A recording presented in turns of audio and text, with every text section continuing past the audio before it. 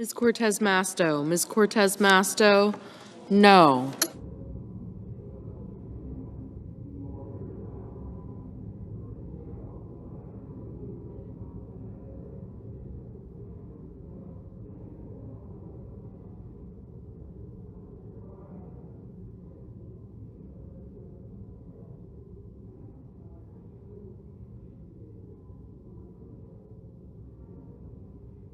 Mr. King. Mr. King, no.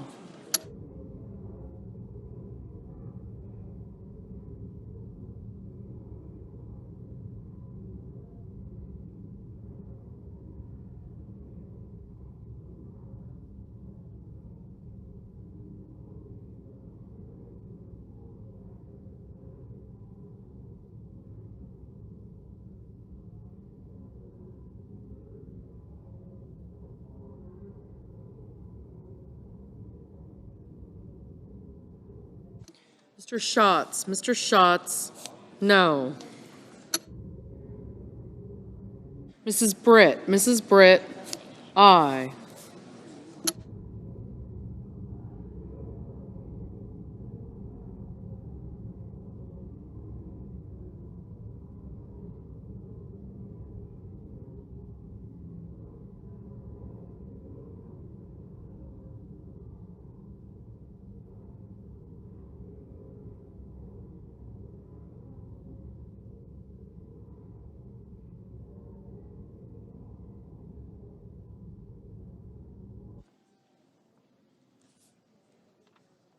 Mr. Warnock. Mr. Warnock, no. Ms. Collins. Ms. Collins, aye. Mr. Durbin. Mr. Durbin, aye.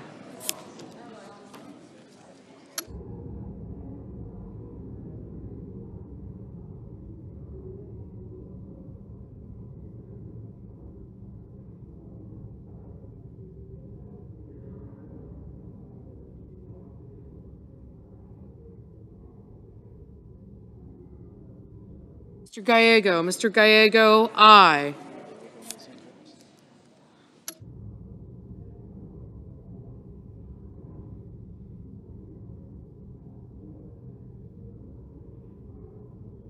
Mr. Warner. Mr. Warner, no. Mr. Ossoff. Mr. Ossoff, no.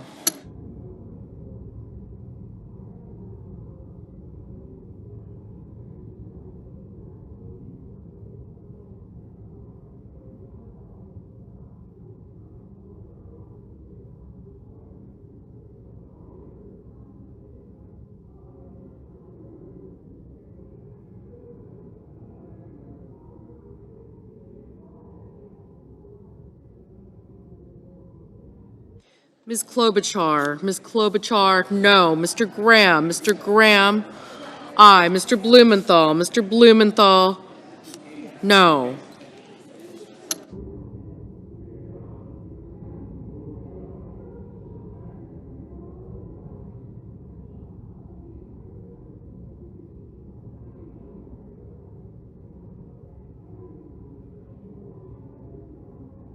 Ms. Alsobrooks. Ms. Alsobrooks, no.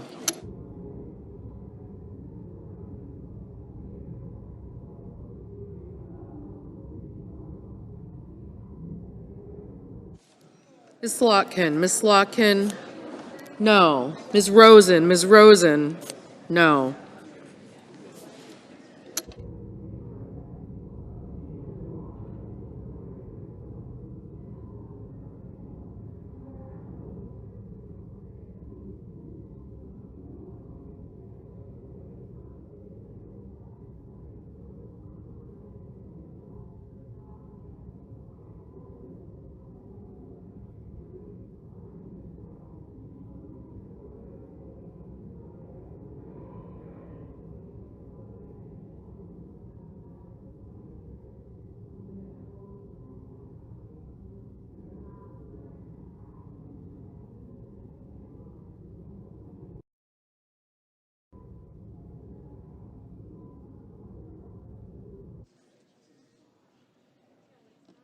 Mr. McCormick. Mr. McCormick, aye.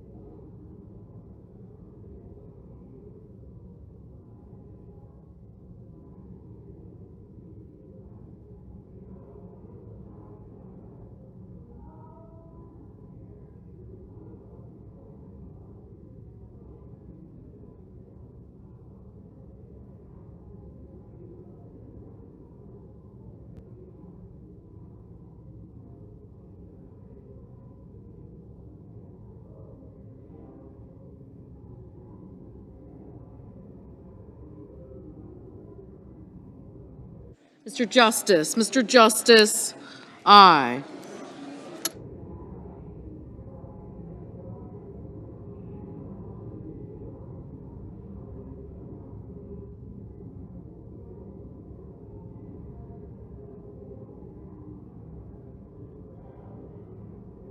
Mrs. Shaheen, aye.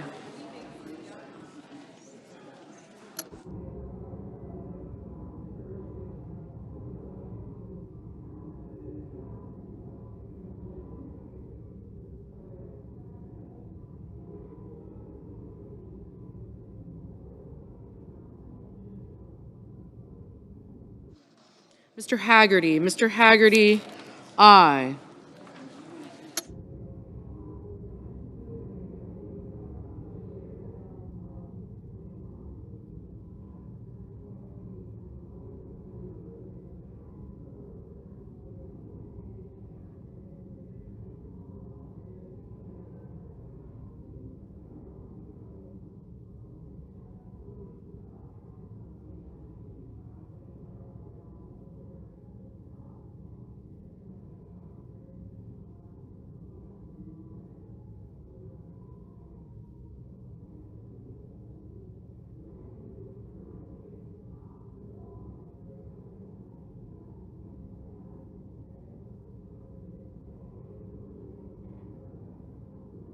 Mr. Rounds, aye. Mr. Padilla, no.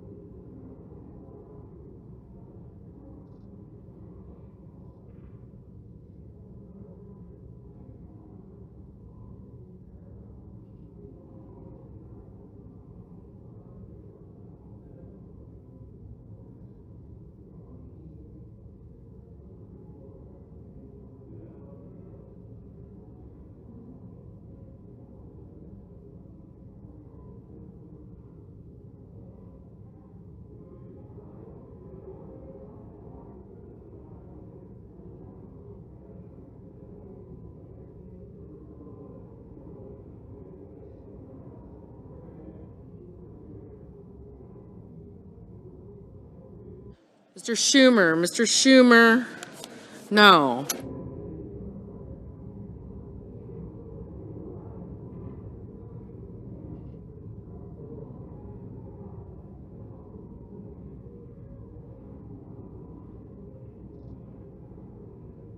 The yeas are 57, the nays are 41. The nomination is confirmed.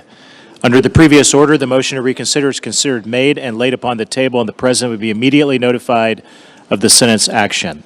Under the previous order, the Senate will resume legislative session and be in a period of morning business with senators permitted to speak therein for up to 10 minutes each. President. The senator from Oklahoma. Mr. President, I move to proceed to calendar number 280, SJ Res 91.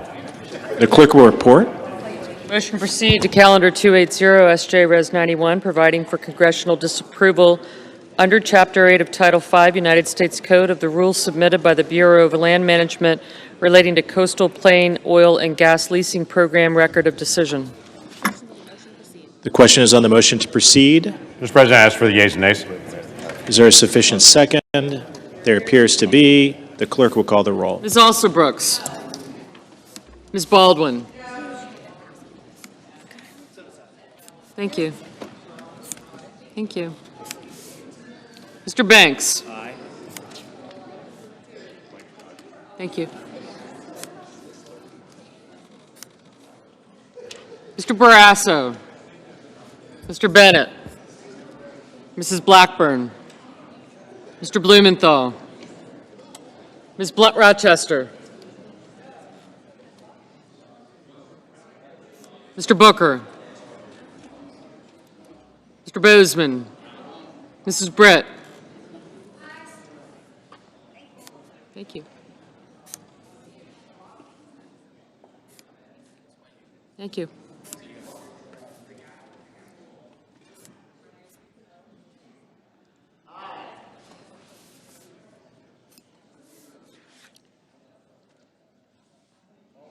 You're not. Thank you. Thank you. Yes, I do. Thank you. Thank you. Mr. Bozeman, Mrs. Britt, Mr. Budd.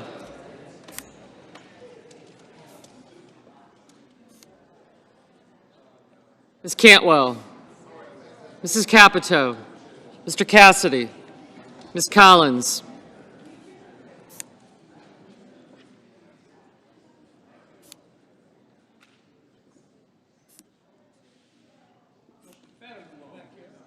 Thank you. Mr. Coons, Mr. Cornyn, Ms. Cortez Masto, Mr. Cotton, Mr. Kramer,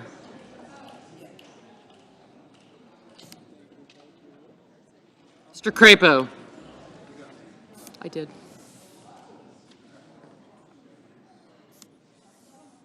Mr. Cruz. Mr. Curtis. Mr. Daines. Ms. Duckworth. Mr. Durbin. Ms. Ernst. Mr. Fetterman. Mrs. Fisher. Mr. Gallego. Thank you. Mrs. Gillibrand. Mr. Graham. Mr. Grassley. Mr. Haggerty, Ms. Hassan, Mr. Hawley, Mr. Heinrich, Mr. Hickenlooper, Ms. Hirono. Thank you. Mr. Hoven, Mr. Husted, Mrs. Hyde-Smith, Mr. Johnson. I got him. Mr. Justice. Yeah. Thank you. Mr. Kane. Mr. Kelly. Mr. Kennedy. Mr. Kim. Thank you. I did. Thank you. Thanks. Mr. King. Ms. Klobuchar. Mr. Langford. Mr. Lee, Mr. Lujan, Ms. Lummis, Mr. Markey, Mr. Marshall, Mr. McConnell, Mr. McCormick, Mr. Merkley, Mrs. Moody, Mr. Moran, Mr. Marino, Mr. Mullen, Ms. Murkowski, Mr. Murphy, Mrs. Murray, Mr. Ossoff, Mr. Padilla, Mr. Paul, Mr. Peters, Mr. Reed, Mr. Ricketts, Mr. Risch,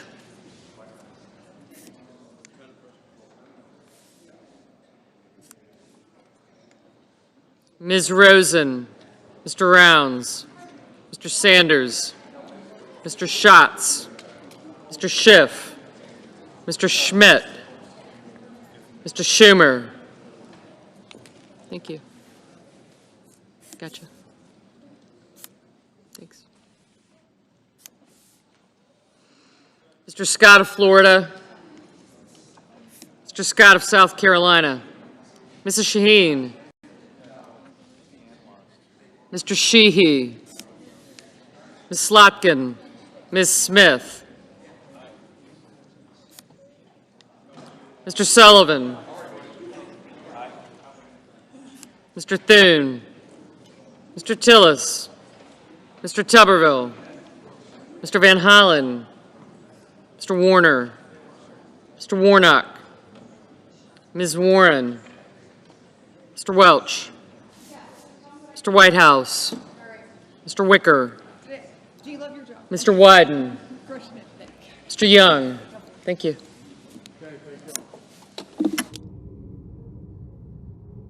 Senators voting in the affirmative: Banks, Barrasso, Bozeman, Britt, Cassidy, Cotton, Crapo, Daines, Ernst, Fisher, Graham, Johnson, Justice, Kennedy, Lankford, McCormick, Mullen, Paul, Rounds, Scott of Florida, Sheehy, Sullivan, Tillis, and Wicker. Ms. Collins? Aye. No. I didn't. Mr. Moran, aye. Where was it?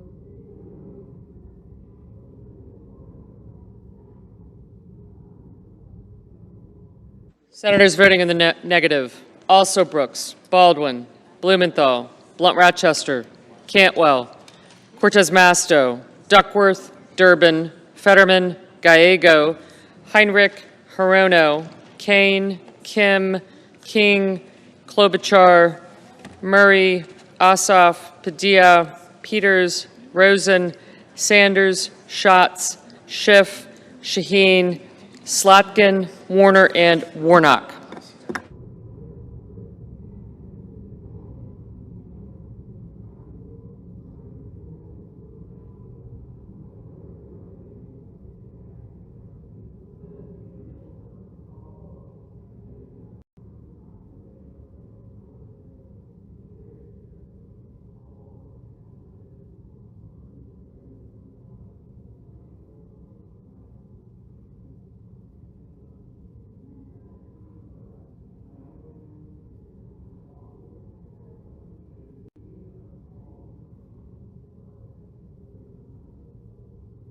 Mr. Cornyn, aye.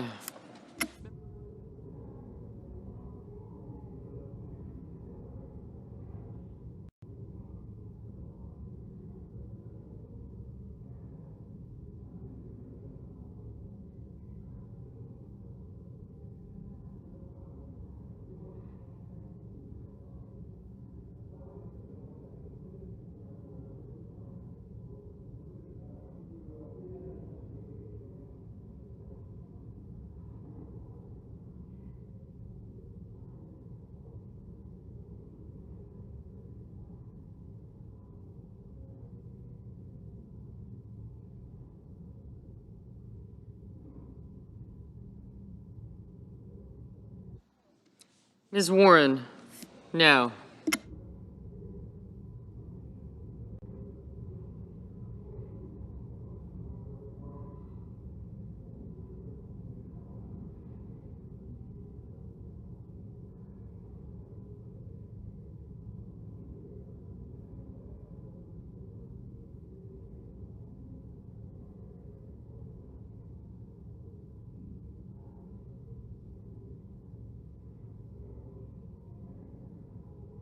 Mr. Merkley?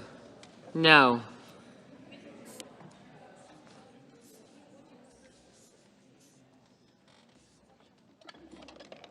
Mr. Budd, aye.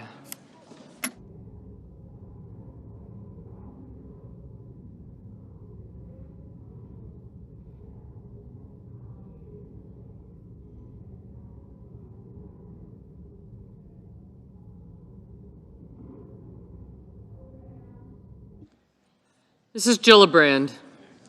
No.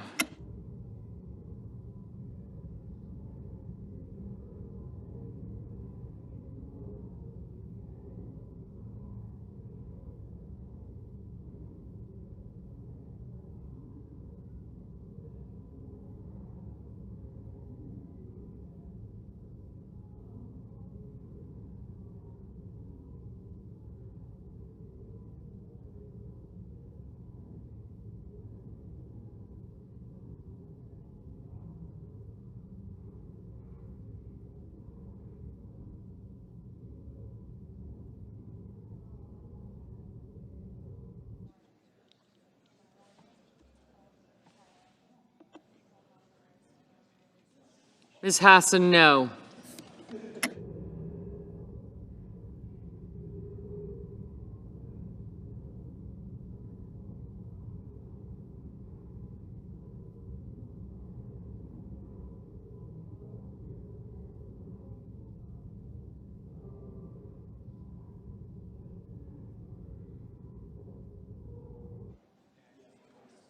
Mrs. Moody, aye.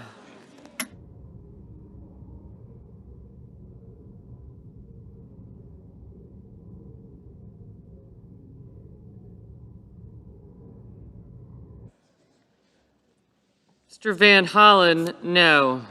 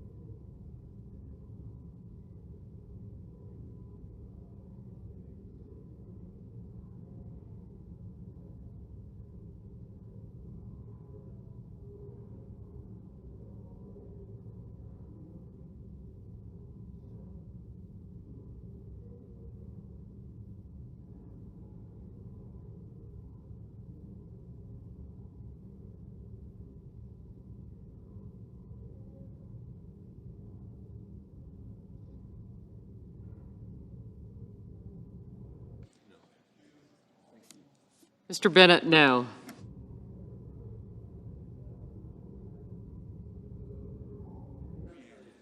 Mr. Curtis, aye.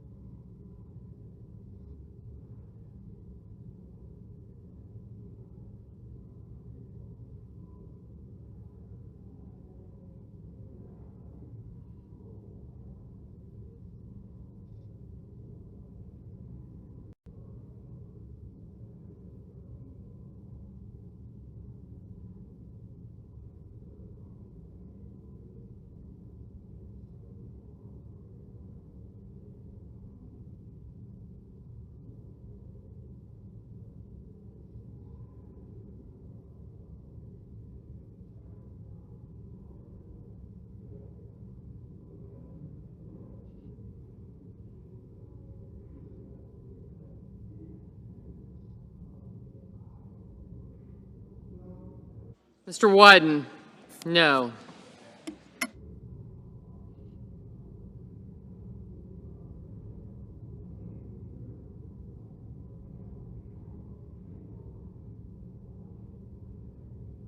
Mr. Haggerty, aye.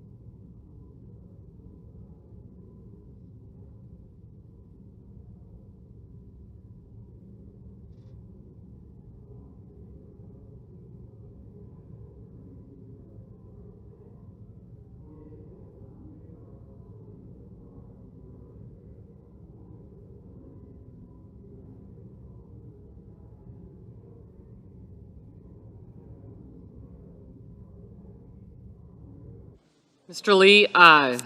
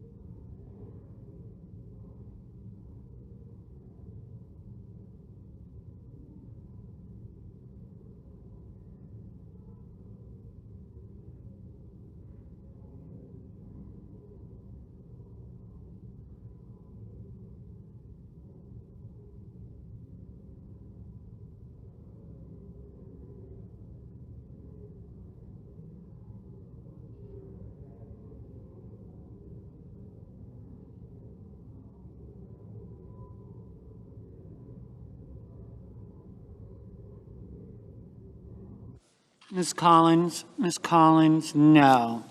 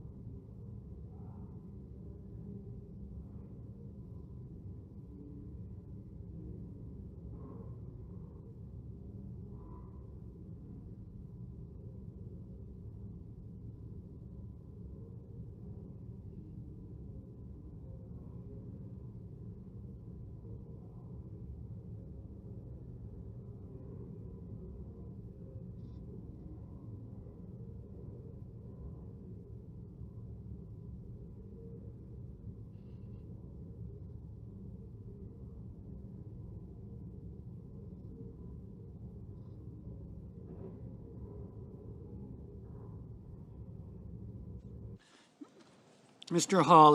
Hawley, aye. Ms. Smith, no. Mr. Hickenlooper, no. Mr. Reed, no.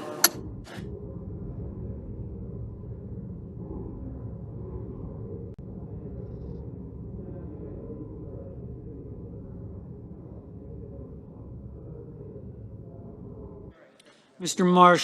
Marshall, aye. Mr. Ricketts, aye.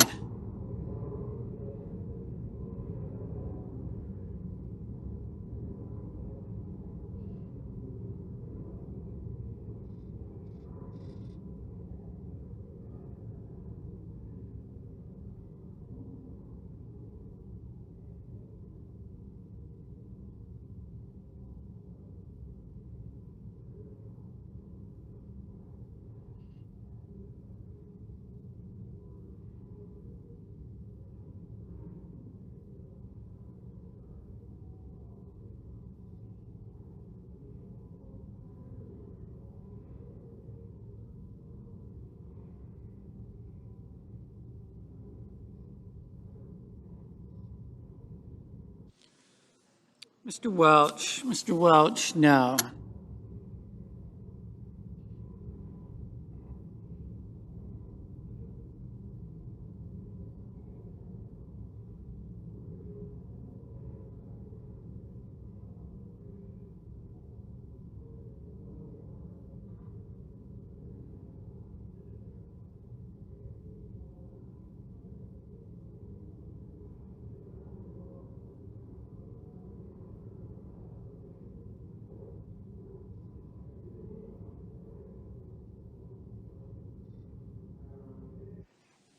Mr. Thune, aye.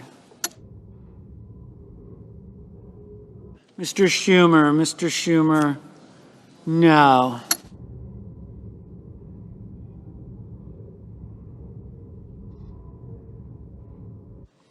Mr. Murphy, no.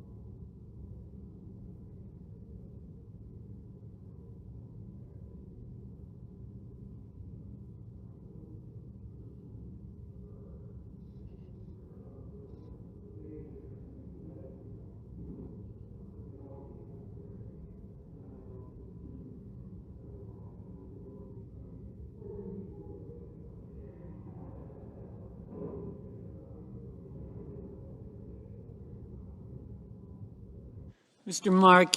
Markey, no.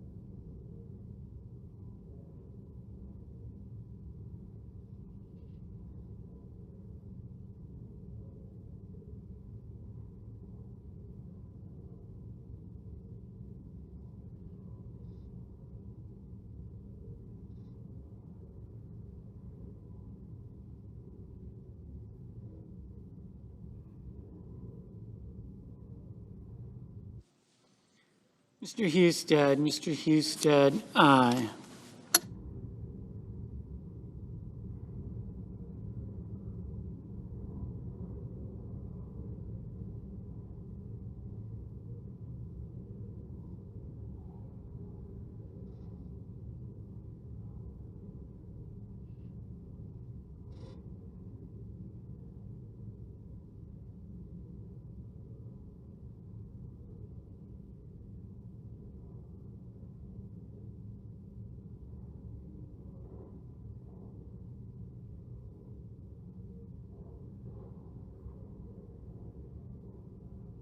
Mr. Kelly, no.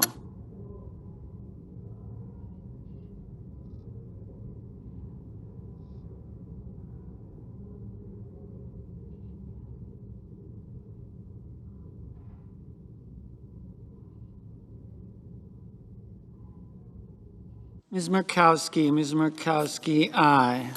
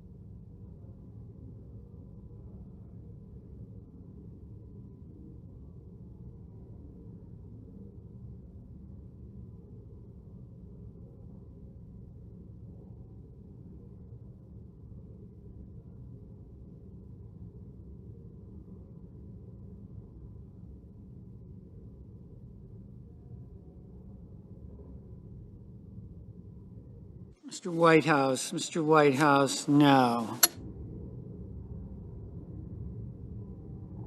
Mr. Lujan, no.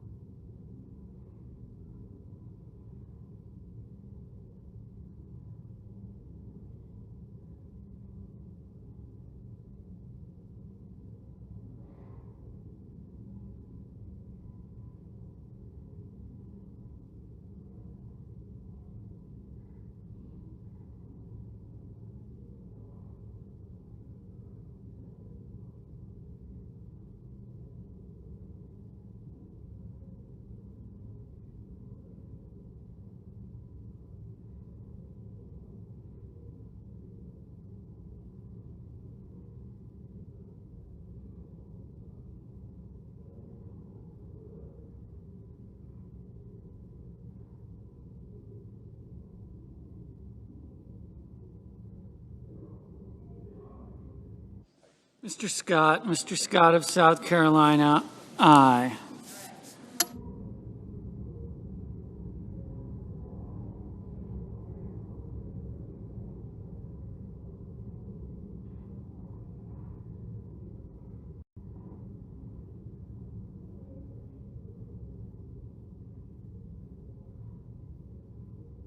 Mr. Grassley, aye.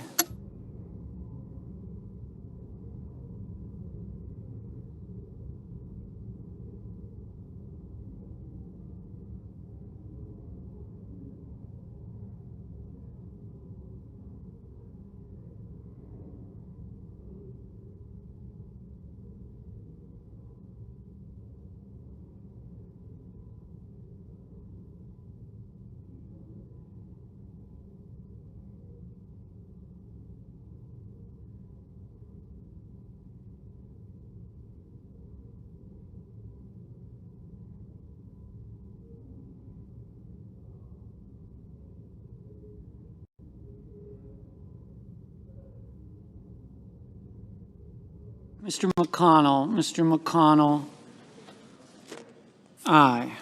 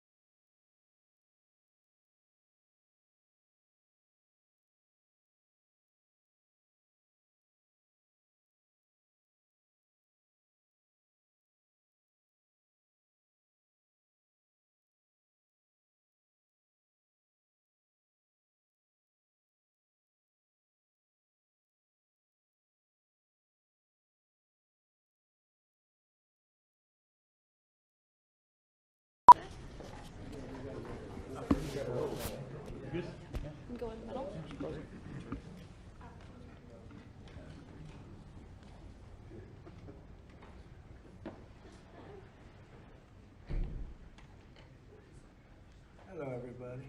Thank you very much. You all set? Well, we're talking about cafe standards, a very big deal.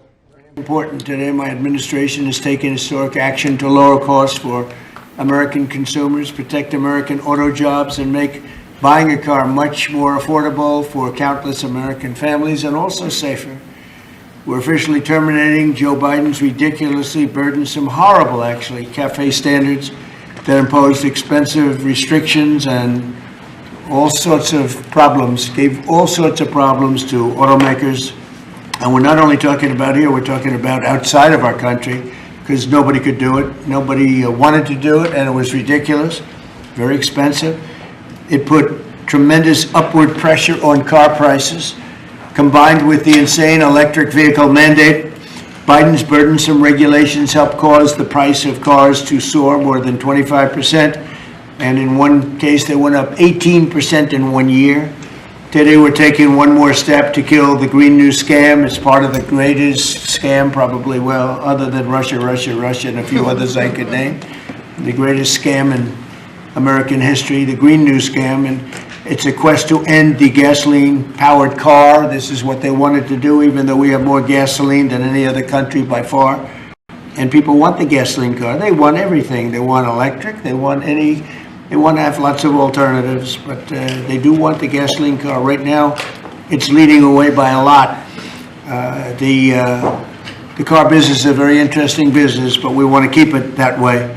I want to thank Transportation Secretary Sean Duffy, Deputy Transportation Secretary Stephen Bradbury, as well as CEO of Ford, Jim Farley. Jim, where is Jim? Let's see.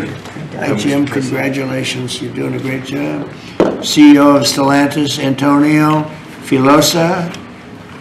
Thank you very much, Antonio. Chairman of the National Automobile Dealers Association, Tom Castrida. Yes, sir. Thank you very much, Tom. Great to have you. And Manager of General Motors Orient Plant, John Urbanek. Yes, sir. Thank you, sir. Great to have you guys here. And you're going to say a few words in a minute about how ridiculous this was, but we've just freed you up.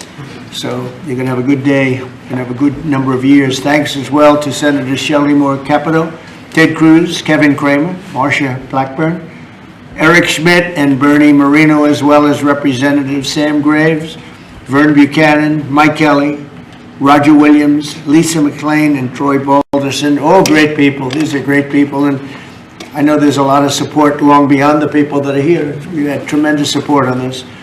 From day one, I've been taking action to make buying a car more affordable. I signed an executive order to end the unfair, expensive electric vehicle mandate. As you know, we had to have an electric car within a very short period of time, even though there was no way of charging them and lots of other things. It would have cost $5 trillion to build the charging plants. And as you know, in certain parts of the Midwest, they spent, to build 9 chargers, they spent $8 billion. So that wasn't working out too well. That was done before me, by the way. I wouldn't have let it go forward.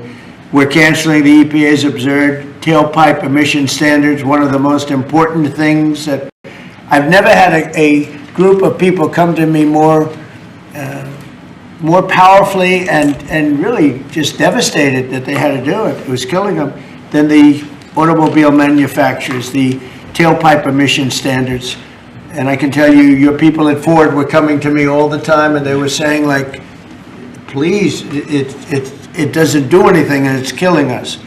And it's driving the cost through the roof. And we revoked Biden's emissions waiver for California so that California communists could not regulate the automobile industry and ruin the entire nation of automobiles. And they were doing that too.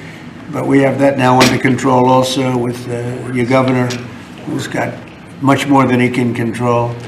Now, under the new rules being issued today by Secretary Duffy, the Department of Transportation will rescind the Biden fuel economy prices. And I hate to say that because they were really not economy. They were really, they were anti-economy. They were horrible what they were doing to the costs and actually making the car much worse.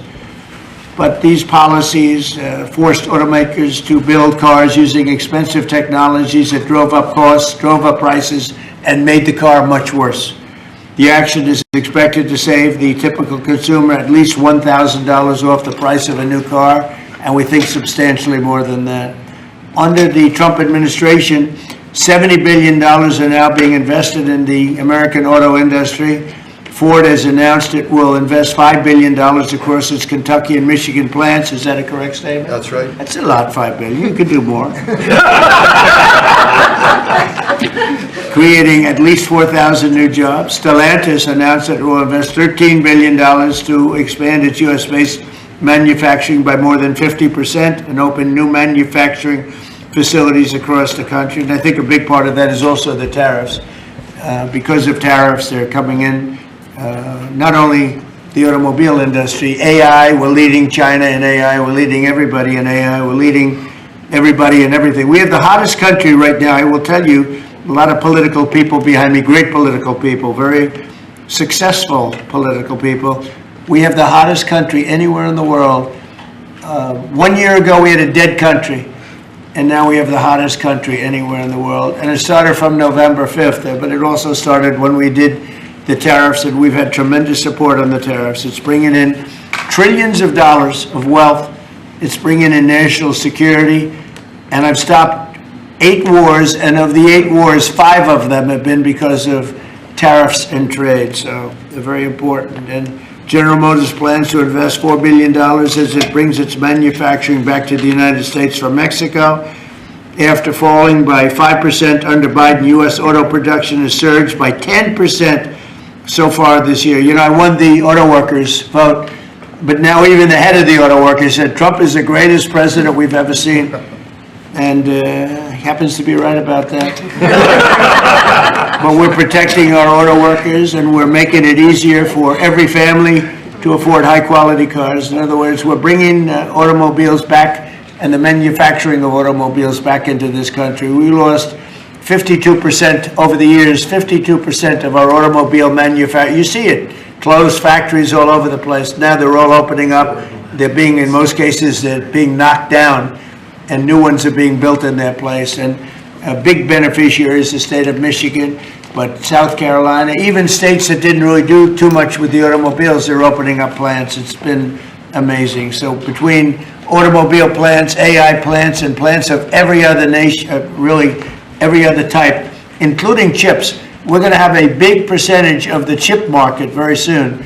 Not because of the CHIPS Act, which was horrible and ridiculous, where we just gave these companies billions and billions of dollars, and they just kept the money, but because of what we did with tariffs. They have to build here, otherwise they're going to have to pay tariffs. They won't be able to do business in the United States. And we're going to have a big percentage of the chip industry. As of about a year ago, 2 years ago, we had none. And now we're going to have a very big percentage when it all finishes out. So I'd like to ask Secretary Duffy to speak, and then Mr. Farley, and then Filosa, and Urbanik, and Castrita. And also, we're going to ask some of our political leaders to speak, because let me tell you, they went out of their way. This was not easy. And people were brainwashed. This is a green new scam. And people were paying too much for a car that didn't work as well. And now they're going to have a great car that's going to be environmentally friendly, but it's going to cost you a lot less, and it's going to work great. All of the nonsense is being taken out of the cars. So, Secretary Duffy, could you say a few words? Thank you, Mr. President. So yesterday at the cabinet meeting, the president was talking about affordability, and the way that Democrats talk about affordability is a lie. Today is a perfect example of that. So these CAFE standards used what was contrary to the law. The Congress set a rule that says you have to look at combustion engines. Biden and Buttigieg actually did an analysis using... Buttigieg, I'm sorry. Buttigieg used EVs and hybrids to come up with a 62 mile an hour per gallon standard, which I think the car companies will tell you is completely unattainable. So they spent a lot of money on technology trying to meet the unattainable standard, driving up the cost of a car, number one. And then number two, if they couldn't meet the unattainable standard, they had to trade for carbon, costing billions of dollars, and again, driving up the price of the car. So, Mr. President, what Democrats were doing were not making cars more affordable, they were making them less affordable. The consequence of that is going to be that more Americans can afford to buy a new car, which means they're going to be safer on the roads because of all the great new technology we have that save lives. So we'll have less death on American roads. These rules are going to allow the automakers to make vehicles that Americans want to purchase, not vehicles that Joe Biden and Buttigieg wants them to build, which is important. But also, this is important for American jobs. The more cars we sell, the more jobs we have in this country. And so this is jobs, this is freedom, and this is common sense, Mr. President. So thank you for your leadership. And I appreciate what the Senate did with the big, beautiful bill and what we've done here today. So thank you, Mr. Very much. A big, beautiful bill is it's something. It's amazing. Wait till people see the benefits and the lower taxes that they're going to have, lower regulations. So, how about Ford? Mr. President and Secretary, all the important lawmakers here, competitors, today is a victory of common sense and affordability. We're very proud of Ford to be the #1 auto producer in our country. 80% of the vehicles we sell here we make in our country. Right. And we never left, unlike many of our competitors. We're the #1 exporter, and we have the most auto factory workers. And this CAFE standard that is aligned with customer demand is the right move. for a lot of reasons. We were number 2 last year in EV sales, we were number 3 in hybrid, and we're the leading brand for combustion. We believe that people should be able to make a choice, as you said, Mr. President, and we will invest more in affordable vehicles.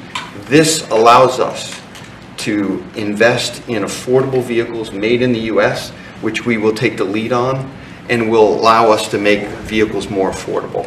So thank you for making this step for all of you.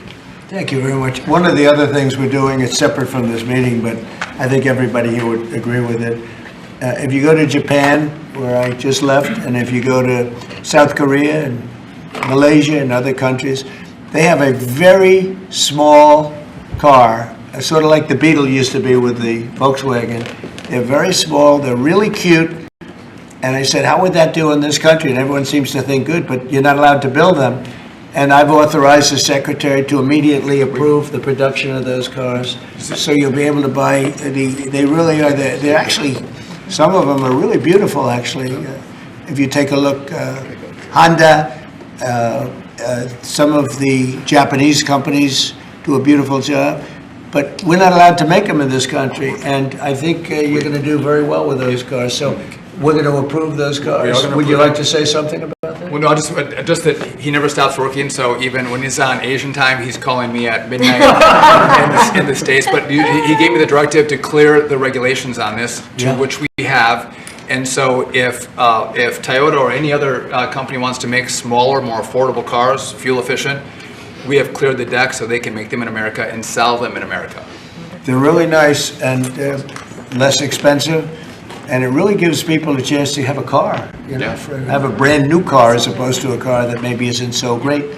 And so you car companies start thinking about that. I think it's going to be a tremendous market. Please, would you like to say something?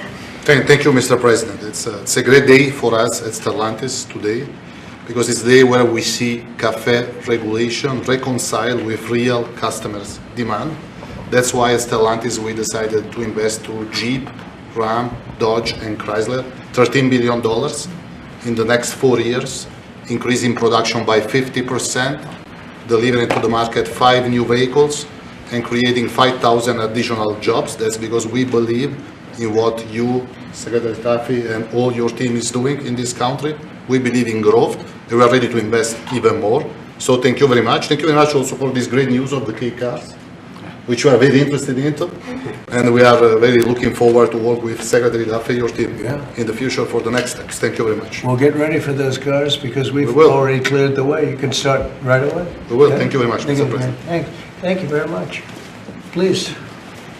Mr. President, thank you so much for having me. Thank you very much. We support your leadership for this issue that is so important to the auto industry. I'm here representing the hard-working men and women of Orion Assembly in Michigan. Right. The facility, our manufacturing facility there, is currently going through a retool so that we can build additional U.S. manufactured pickup trucks and full-size sport utilities for our customers, and we're so excited about that. And thank you for your support. Secretary Duffy, thank you as well. And this is largely coming in because of the tariff situation. We're taking in trillions of dollars, actually, trillions, and we have so many other advantages, but these great companies are coming back to the United States. They left the United States. If somebody was sitting behind this desk that knew what they were doing, that wouldn't have happened. They would have said, well, you can sell your car here, but we're going to put 100% tariff, and you would have never had the auto industry leave. Again, we lost more than 50% of our auto industry, and now it's all coming back, and I think it's coming back. Ultimately, it's going to be bigger. I believe it's going to be bigger than it was before, actually. But it's an honor to have you here, and please, would you like to say something? President, thank you very much. Tom Castruda, sir. I'm the chairman of National Automobile Dealers that represent 18,000 dealers in the country, along with 3,000 heavy-duty truck dealers. And what the actions that you've done as the president and your administration is definitely going to save our customers money. And you made your promises that let the consumer buy what they want, sir, and you delivered on that. And the other thing that you delivered was your promise in the big, beautiful bill, the tax deduction on loans that had gone away some years back. And now that makes it affordable for our buyers that can save money through that loan of the tax, anywhere from several hundred to several thousand. So again, sir, On behalf of all the dealers and our customers, we appreciate what you and your administration have done, and of course, our legislative support as well, Mr. President. Thank you. That's very nice, and I'm glad you brought that up. We're allowing people to deduct, so if you go out and buy a car, and this is for middle income, but for lower income, no matter what, they never really had deductions. You know, rich people like deductions, but middle income people were never really afforded deductions, which is very unfair. You borrow money to buy a car, you're allowed to deduct the interest from your income tax. And I think that's going to be one of the most, in terms of your industry, I think it's going to be the biggest thing that we're talking about, maybe even bigger than cafe standards. People are going to be able to borrow money, deduct it, so it's going to cost them essentially half. And they'll be... It'll help, yes, sir. I think it's going to be a tremendous factory. They've never had a chance to do that before. And that's all done. That's all in the great, big, beautiful bill. So it's really terrific. I'd like to ask a couple of our political leaders to say, because you guys have done an amazing job. This was something that was going to be very tough. We had to fight lunatics to get it done, and they had no answers. You know, it's you just present them with the facts, and they just say, well, we're just not going to vote for it. They couldn't talk about it, but they didn't want to vote. I see Mike Kelly, my friend back there, has been with me from day one, right? Yep. What do you have to say, Mike? Well, you know what? I think you hit the key. Everybody's talking about the same thing. In America, look at the way they like each other. You can see, there's no hatred between these two guys. Yeah, as long as I beat his price, we're friends. No, but you hit it right on the head. The American people have always been able to choose what they want to buy. Right. They don't want to be taken out of a market by people who, quite frankly, don't even drive their own car, and saying this is the way you've got to go going into the future, and say, well, you may say that, but you're not in the market, you have no idea. And I know the business we're in, at the end of the day, if you were there with me, I'd say, oh, so Mr. President, other than price, what's keeping you from taking the car home today? It's always price. And the fact that we can build a car that's affordable, that people want to buy, that's the key to it. What you've done is unlock the most ridiculous statute that ever came in with CAFE. It wasn't done by the Congress. It was done by President Obama after the courts failed on it. So thank you for doing what you're doing. You're making America great again in every single way. Thank you. Thank you. It's going to be so big for the auto manufacturers. People aren't even going to believe the impact this has. You know, Mike used to come to my rallies all the time, and we'd have a rally, and it was like 0 degrees. It was freezing everywhere, and he'd sit there without a shirt on. And I didn't need that, you know. I didn't say it was pretty, but he would sit there in the cold, and he didn't mind it at all. I said, that's one tough cookie, right? You lit it up. You know, we didn't need any heat. We were there. We had a good time. We had a lot of great rallies, We right? did. We did. Pennsylvania. Please, Mr. Congressman. Thank you, Mr. President. I represent the dealer body. I'm a dealer, and we got some other dealers in here, but this is huge for the dealer body, the local car dealer. We're going to be able to sell what the customer wants. The manufacturer's going to make what the customer wants. We've got all kinds of options to the big bill. It's going to enable people, as we talked about, to deduct payments and so forth. As we say in the business, they've never been cheaper than they are today, Mr. President. And it's going to be a great opportunity for the dealer body to sell what consumers want. And 99% of the businesses in America are small businesses. Many are car dealers, employ a lot of people. It's going to be a great year for us. We appreciate your leadership. And we appreciate, from a retail standpoint, we appreciate the manufacturers going to step up and build cars that customers want and that we want to sell. So thank you very much. It makes it a great country.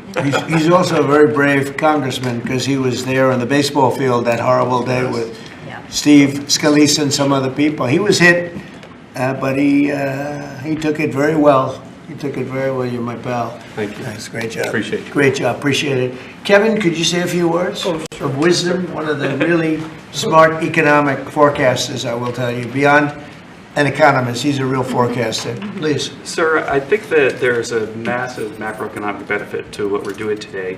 And the way to think about it is that the car that has the best gas mileage that you can buy that has only gasoline is a Honda that gets about 36 miles per gallon. Joe Biden wanted to make every car on average be above 50. So there's no car made in the U.S. that you would be able to sell 2 years from now, 3 years from now under that rule. Because what he wanted to do was make everybody have an electric car, as you know. But here's the thing, that if everybody had an electric car, then nobody would be buying gasoline anymore, and they'd have to take all the miles that they travel and put it on the grid. And so we would have to increase the production of electricity in the U.S. by 25% over the next couple of years if they had their way. And so you've really stopped a massive disruption for the economy with this. And so thank you, sir.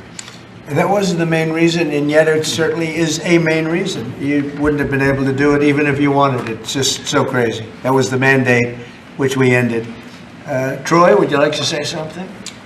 Great honor, thank you. My family is a former dealer, 48 years, Chrysler Dodge dealer, and then I got into the political world, sir. Yeah. I had more fun in the dealership world, but I miss it, but I still play a big role in automobiles and grateful. I remember under President Obama when the CAFE standards changed, as Mike brought up, and going through those challenging times as a Chrysler dealer before Stellantis came along. It was Daimler before you guys got it. So thank you very much for being here and making these changes. And as you said, that interest on the car loan piece was big. And I know that Bernie led the charge on that in the Senate and get it into one big, beautiful bill. That really is a big deal, and people need to understand how big a deal that is. You did a great job. And by the way, we had a great victory last night. Kind of like our race, huh? He's going to be a great congressman. I think so. Really, like us, right? Yeah, he's like us. One of my early endorsements, right? Yes, sir. Can we talk about it? You're right here is the man. Come in. Let me say hello to you. Please, go ahead. Thank you, Mr. President, Thank you. for your leadership. But the thing I've admired most, you've been in business, you've been in the battles over the years, and you're helping us lead us out. Most people that are up here have no idea about business or small business. It makes a big difference. One is. Number two is, I would just say in terms of the tax stuff we're talking about, one of the things that get missed, and I'm in Florida, Sarasota region, is the ability to deduct. Most people have a small business, they'll have a lawn business, they'll have this, that, they buy a new or used truck. They can take that deduction, let's say they're in a 20% tax bracket, but the vehicle's 60 grand, they can take 20% of the 60 grand, get a $12,000 write-off. They can pay their payments for the first year. That's a powerful tool we don't talk about, I don't know why, but at the end of the day, because of what you've put in place, full expensing, that's the tool that would use. And you could just think about all the people in Florida, just general places, they're buying old vans or new vans, they're buying trucks, mainly trucks, and they're getting a deduction. They don't even have a payment for a year. That's right. So it's one of the best things for One Florida. of the biggest everybody things else. in the expensing. Expensing is a powerful tool. They can write the whole asset off the first year, take that deduction, put $12,000 in their pocket on a $20,000. Well, let me mention one other thing. They got into the e-vehicles, electric cars. And I'm talking to dealers that come in and talk to me, and basically they couldn't sell one, they couldn't give one away. And when these companies, or they got in because of whatever political pressure under Biden administration, and they end up realizing that they got no market. A guy says the car's been sitting there a year, I can't get rid of it. So they don't understand the market. The people produce the vehicles, and that's made a big difference in your leadership. But thanks for what you're doing here today. It's big, it's huge, it'll make a big difference. $12,000 on a $60,000 vehicle up front, day one. Thank you. Thank you very much. Yeah. You know, we're just talking about something that's interesting. Ford would make, and I don't want to speak for Ford because we have one of the top people right here. Mr. President, it's fine if you want to talk about Ford. Ford would make numerous electric cars in order to sell one Ford 150. Yes. Because they'd make all their money with the 150. Yes. And they were willing to lose money on building 2 or 3 electric cars that they couldn't sell in order to make some money on the 150, because the 150 is a monster. I'll tell you what, that no matter where you go, they love that Ford 150. Yes. But isn't it a ridiculous model when you have to build 2 or 3 cars that you know you're not going to be selling or not be selling for much in order to really do something that you should have the right to do, which is make a car that you want to make. Yes. And that the market wants, right? So congratulations on the 150. Thank you. Best-selling vehicle in the United States. Just saying. Now it's 100% built in the United States. Now it's only going to do, no, but it really is, it's amazing. It's an amazing brand. There was a lot of stupid things done here. What would you like to say? Yeah, I thank you, Mr. President, and Secretary Duffy, and all of us. You know, one of the last times I was here is when you signed the electric vehicle CRA, Congressional Review Act, that all of us participated in, the beginning of really making common sense, because it was going to impact 17 other states and really a large part of our economy. This is about affordability here. I'm just going to say one thing. Well, maybe I already said one thing, so now I'm going to say two things. When we talk about a car and auto, we sort of talk about just, oh, we need a car. Do you know what a car does for a family? You can take your children to school, you can go to the store, you can visit your mother, you can go to church, you can have a job, you have the flexibility that you need. A car for an American family is about a roadway to prosperity. Big deal. It's a big deal. And so by making them more affordable, making them more choice-driven by what families want and need, today is a great day for the American family. Absolutely. Thank you. Absolutely, and for the American worker. Say. Well, thank you, Mr. President and Secretary Duffy, and to my colleagues that are here. In Tennessee, we make great automobiles, and we have a fantastic workforce. And whether you're GM or Ford, with their new investment in Tennessee, or Nissan or VW or Toyota with the engine plant, what you see is the components that are necessary to build these cars. And removing these standards and making cars more affordable does mean that more people will purchase them, but it also means we're going to have to make more cars to meet that demand, and for Tennessee, that is a great thing. So, you know, I'm just sitting here and I'm thinking, like, we have the biggest auto manufacturers in the world. They're talking about investing billions and they're investing it as we speak, but billions and billions of dollars in our country. Thank you very much. And they're here. They're not like, well, maybe we'll do it. They're doing it because of tariffs, and they're doing it because of maybe they like the president, and we're doing things like this for them, which frankly, no matter who you are, this should be done. And we're doing things like deductibility of interest. When you borrow money to buy a car, you're allowed to deduct it from your income tax. That is a massive tax cut for people that probably are going to be trying to buy that car anyway. And I really think that that interest factor is going to be one of the biggest things. When I was proud of that because I thought of it, and it seems so simple. Other people are allowed big interest. If you're a rich person, you're allowed to have big interest deductions for different things you do. But if you're a middle-income person that has to buy a car, you were never entitled to anything. And now you're getting a full interest deduction on the loan. And I think that's going to have one of the biggest impacts. But we're here with companies that are investing tens of billions of dollars in our country as we speak. It's not going to be in 2 years or 3 years. A lot of it's because of the expensing provision in the bill, in the big, beautiful bill. But a miracle is happening in our country. It's a miracle. This is just the auto industry, but we have other industries where it's the same thing. They're building all over our country, and this is a revolution is happening. It's a business revolution. It's a jobs revolution.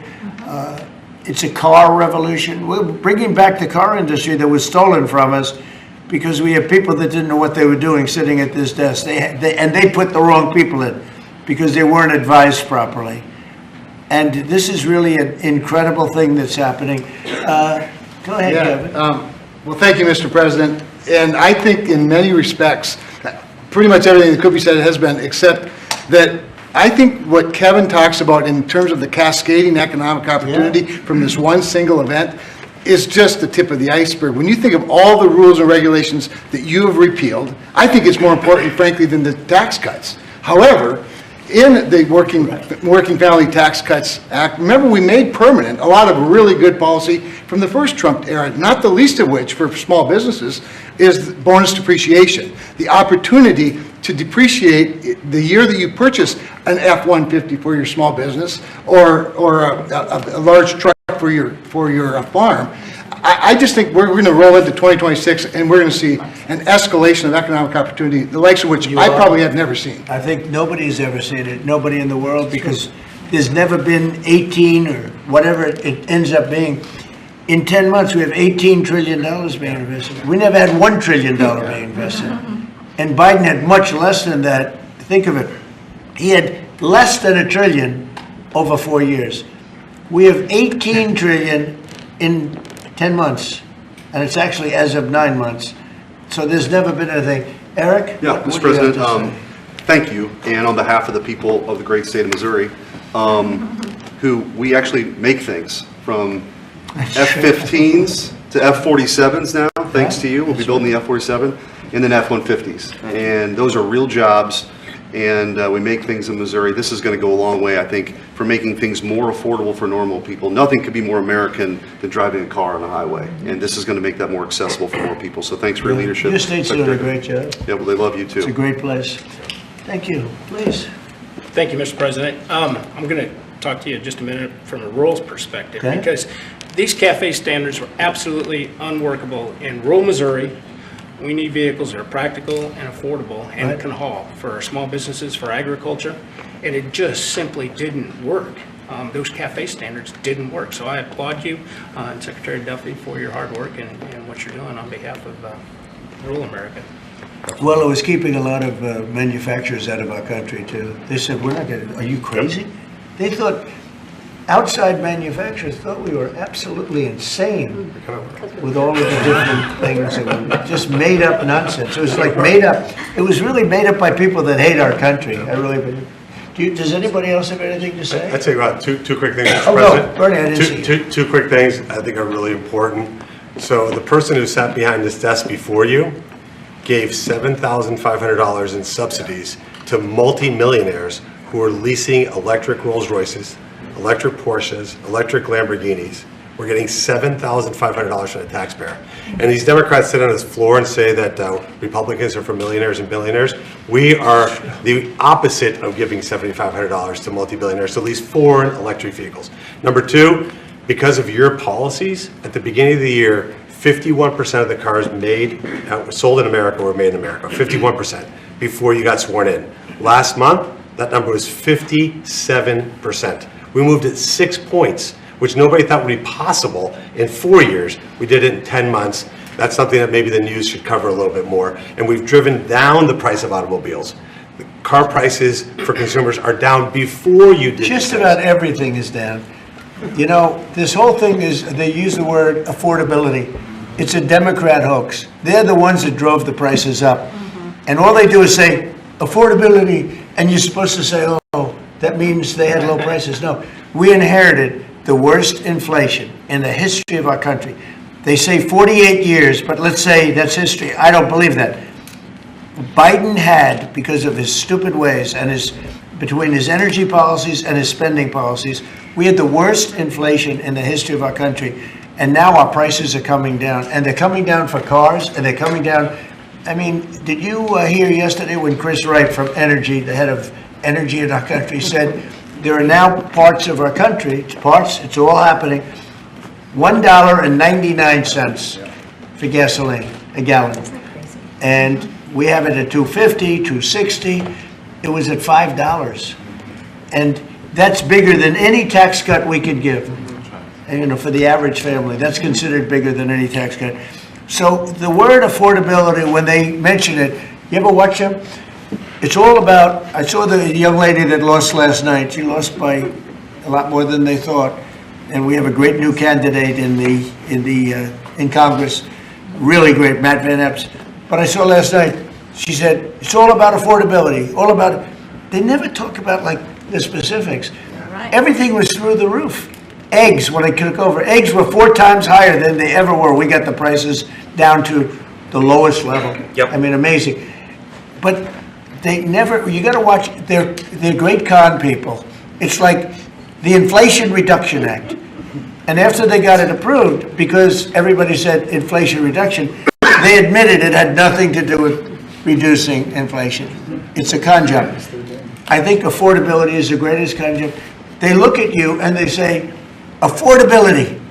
They don't say anything else. Everyone says, oh, their prices were so low. No, they had the worst inflation.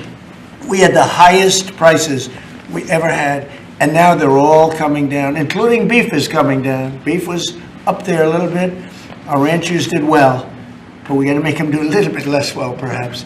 But the beef is now coming down. Coffee is now coming down. It's all coming down. And it's a beautiful thing to see. But remember this, when they use the word affordability, They just say, they never say anything else. This election's about affordability, and then they go into the next subject. It's a con job. They caused the highest prices in the history of our country, the worst inflation in the history of our country, and we're getting those prices down, and they're coming down rapidly, and you'll see those results very soon. Anybody else want to say a few words? Oh, Ted, I can't believe it. I'm easy to miss. I didn't see. It's very rare that I would miss it. Go ahead, Ted. Well, Mr. President, I want to congratulate you on behalf of everyone here for the leadership that you're showing. And this is a victory today for consumers. This is a victory for affordability. Your critics like to say the word affordability. Under Joe Biden and the Democrats, they put mandate after mandate after mandate on cars and trucks, and they drove the price up thousands and thousands of dollars. And with the actions you're taking today, and you put on top of that the one big beautiful bill, you know, most of the senators here on the Senate Commerce Committee, and on the Commerce Committee, we worked together to zero out the CAFE standards. We wrote that into the law that the CAFE standards went to zero. What does that mean? It means you can now, as a consumer, buy the car you want. It also means people's lives will be safer, because what these regulations did is they forced cars to be more expensive and made of plastic instead of steel, because you had to make them lighter to comply with these standards, so you'd get in a wreck and people would die. The result of what you're doing, you're literally saving people's lives, and you're making it where families can afford to get a new car. These actions will drop the cost of cars and trucks thousands of dollars. That makes a real difference.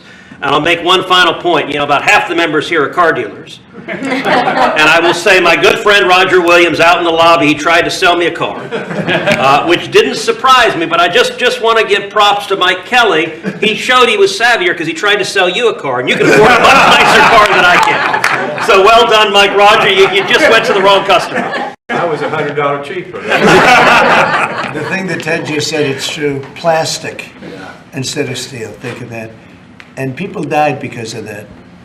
The plastic was plastic in an auto accident, and it broke up, and people were shattered because of that crazy deal. But it's a really good point. Go ahead. And Mr. President, I'll tell you, in the Senate Commerce Committee on January 14th, we're going to have a hearing with all of the big three there and Tesla, and the entire hearing is going to focus on how your leadership has reduced the burdens on car makers. That's lowering costs, that's giving consumers more choices, and it's producing more jobs in America. And it's highlighted that's a real record of success. Yeah, well, it's an honor. And, you know, they were going by California. We had like 2 different countries, California and 15 that followed California, because you had 15 states follow California.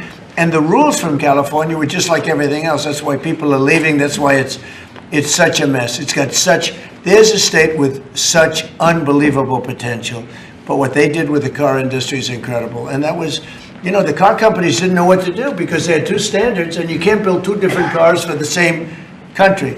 And what we're doing today is very big. Would anybody like to say something? Would you like to say something, my friend? I just want to say thank you. Thank you.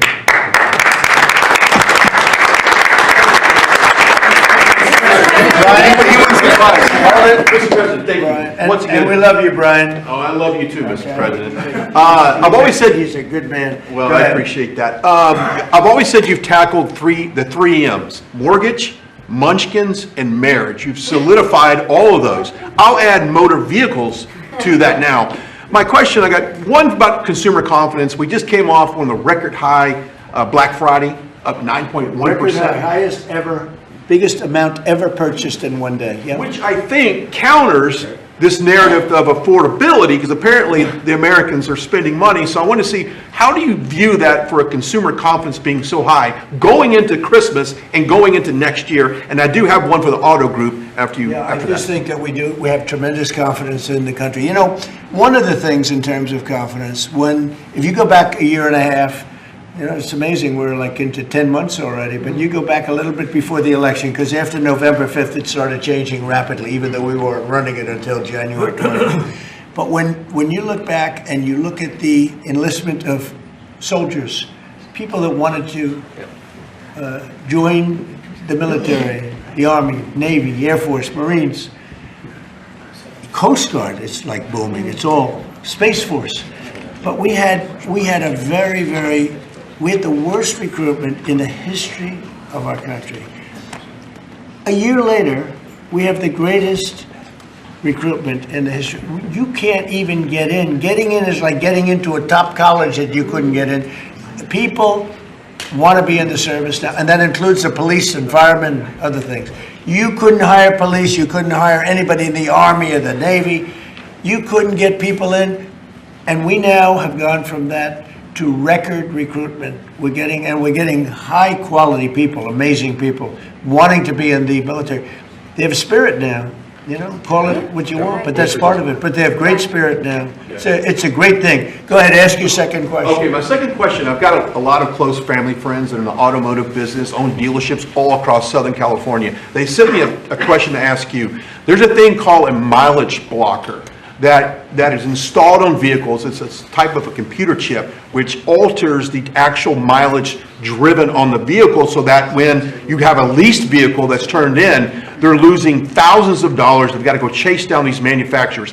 What can we do to track down these manufacturers of this illegal computer chip that's really hurting automotive industry? Have you heard about this? Yes, sir. They're getting built in China, and most of them are coming out of Great Britain, sir.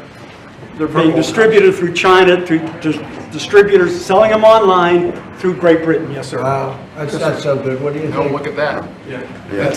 Do you, Bernie, do you know anything about that? It works on older vehicles, and obviously, we got to do a better job. of Yeah, making sure I think patrol it's at the border. something, I've never heard of it. Very good. We never heard of it. That's pretty good. Mr. President, you released video of that first boat strike on September 2nd, but not the second video. Will you release video of that strike so that the American people can see for themselves what I happened? don't know what they have, but whatever they have, we'd certainly release, no problem. You know, we stopped, every boat we knock out, we save 25,000 American lives. That's right. And Thank you. if you look at our numbers, the drugs coming in through sea are down 91%. I'm surprised there's 9%. You want to? I don't know who's doing the 9%, but it's down 91, and we're going to start very soon on land, and I'm sure you're thrilled to hear that. Mr. President, on Ukraine, Steve Witkoff and Jared Kushner were there last night with Vladimir Putin. Can you give us an update about those talks? It sounds from what the Kremlin is saying that they're not going to compromise. Can you tell us what you've... I don't know what the Kremlin's doing. I can tell you that they had a reasonably good meeting with President Putin. We're going to find out. It's a war that should have never been started. It's a war, if I were president, we had a rigged election. If I were president, that war would have never happened. It's a terrible thing. But I thought they had a very good meeting yesterday with President Putin. We'll see what happens. It's, you know, when I was in this office and I talked about no cards, I said, you have no cards. That was the time to settle. I thought that would have been a much better time to settle. But they, in their wisdom, decided not to do that. They have a lot of things against them right now. But you have President Putin had a very good meeting yesterday with Jared Kushner and with Steve Witkoff. What comes out of that meeting, I can't tell you, because it does take two to tango. You know, Ukraine, I think we have something pretty well worked out with them. They're very satisfied, considering. But the sad part is, if I were president, no war would have ever happened. They would have had 100% of their territory. Nothing would have happened. It's a very sad situation. So think of this. Last month, 27,000 soldiers. 27. That's like you take a stadium, a football stadium, not an arena, and you cut it in half. 27,000 people died. Young, mostly young soldiers, died last month, in 1 month.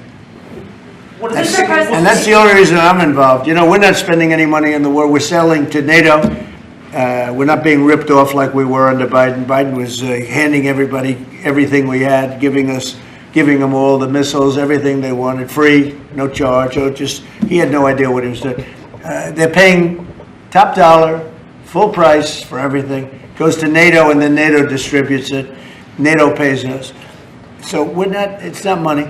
We would all, I think I can speak for everyone behind here. The politicians I know and the auto manufacturers are good people. They don't want to see 27,000 people die for no reason whatsoever. And that's the only reason I'm trying to help. Yeah, please. Mr. President, switching to Venezuela for a second. Have you checked back with President Maduro? I mean, is your pressure campaign working? And do you think how's he responding to your demand that he leave the country? It's not pressure campaign. It's much beyond that, I think. But I spoke to him briefly, just told him a couple of things. We'll see what happens with that. Venezuela sends us drugs, but Venezuela sends us people that they shouldn't be sending. They emptied their prisons into our country. They sent us killers, murderers. They sent us drug dealers at the highest level. They sent us gang members. They sent us people from their mental institutions. They emptied their mental institutions into our country. And so did other countries, because we had stupid people running this country, really stupid people. And I think probably you had some stupid ones, and you had some smart ones, but they were bad people too. Because not all of them were stupid. You can't cheat on elections like they did and be stupid, okay? Did you talk to him a second time or just that one time? What's that? To Maduro, did you speak to him again?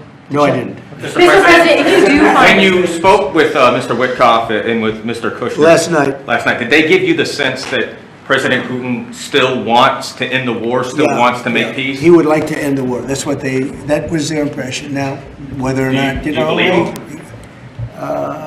that was their impression. You know, their impression was that he would like to see the war ended. I think he'd like to get back to dealing a more normal life. I think he'd like to be trading with the United States of America, frankly, instead of, losing thousands of soldiers a week. But their impression was very strongly that he'd like to make a deal. We'll see what happens. Mr. President, if it is found that survivors were actually killed while clinging on to that boat, should Secretary Hegseth, Admiral Bradley, or others be punished? I think you're going to find that this is war, that these people were killing our people by the millions, actually, if you look over a few years. I think last year we lost close to 300,000 people were killed.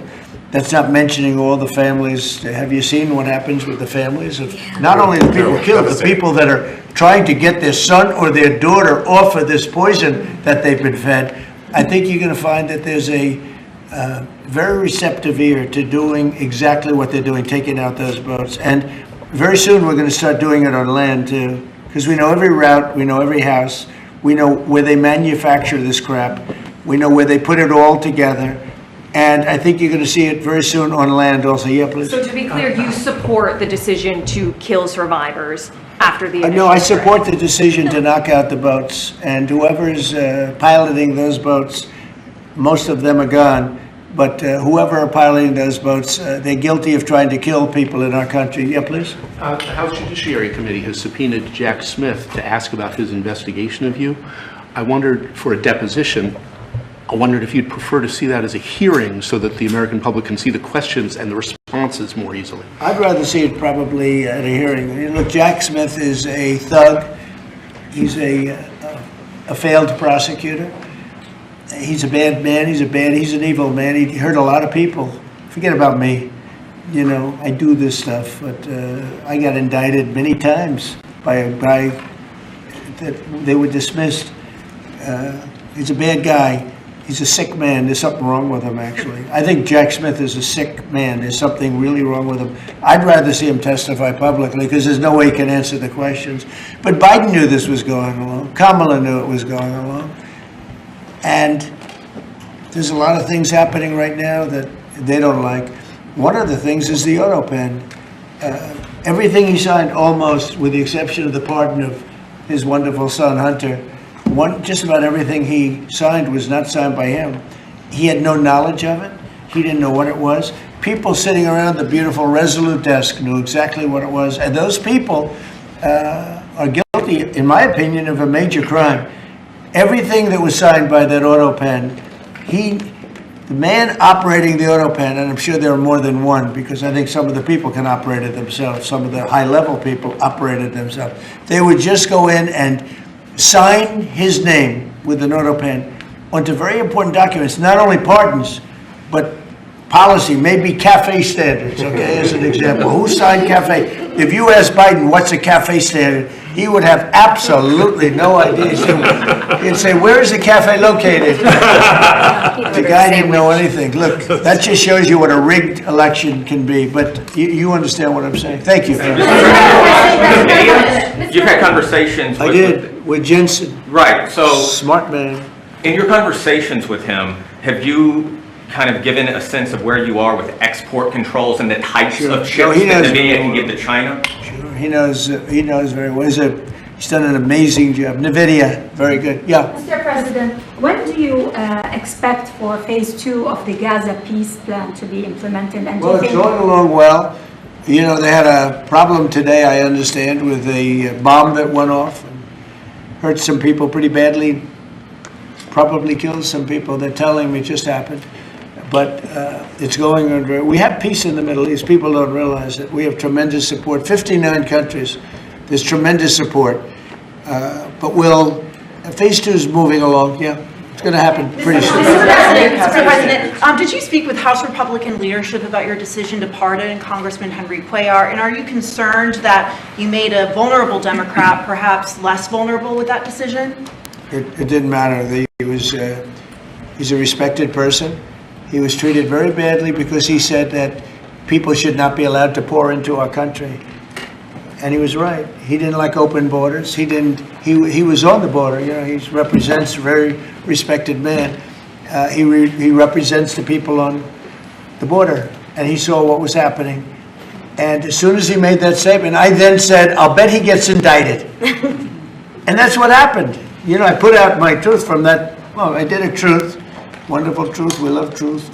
But what happened is he got indicted for speaking the truth. And his wife got indicted, Imelda. And that's sort of a first. Usually they leave the wives alone, right? Don't they, Congressman? Typically they indict somebody, put him in jail for the rest of his life, but the wife can just sit home and cry, or she'll find a new man. You know? A lot of times they find a new man, it makes them much happier. In fact, a lot of times they like that man better than the one that's in jail. Mr. President, thank you. The mayor of Minneapolis, Jacob Frey, is saying that he's actually proud to have the largest Somali community in the country, and his police chief. Well, then he's a fool. Well, his police chief is also I saying wouldn't be proud to have the largest Somalian. Look at their nation. Look how bad their nation is. It's not even a nation. It's just people walking around killing each other. Look, these Somalians have taken billions of dollars out of our country. They've taken billions and billions of dollars. They have a representative, Ilhan Omar, who they say married her brother. It's a fraud. She tries to deny it now, but you can't really deny it because, you know, it just happened. She shouldn't be allowed to be a congresswoman, and I'm sure people are looking at that. And she should be thrown the hell out of our country. And most of those people, they have destroyed Minnesota, okay? Minnesota, you have an incompetent governor. You have a crooked governor. He's crooked as hell, but he's incompetent. Waltz he should be ashamed. That beautiful land, that beautiful state, it's a hellhole right now. And the Somalians should be out of here. They've destroyed our country.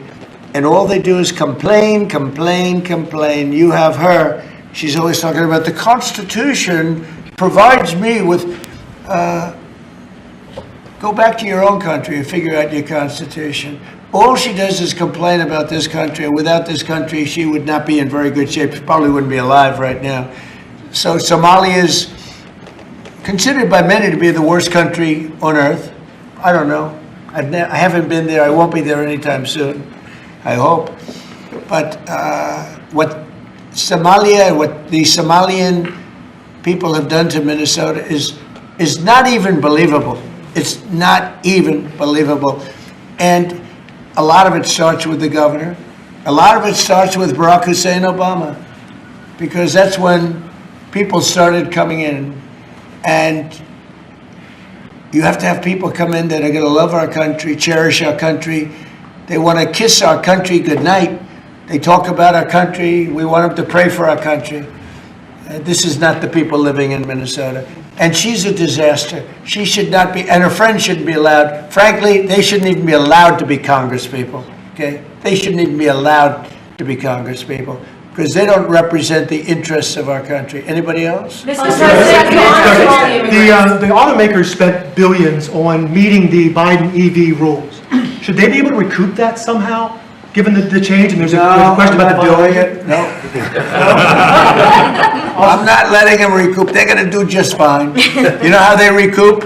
From this point forward, they'll do very well. Can you also talk about the USMCA and what you're thinking about renegotiating that with the automakers?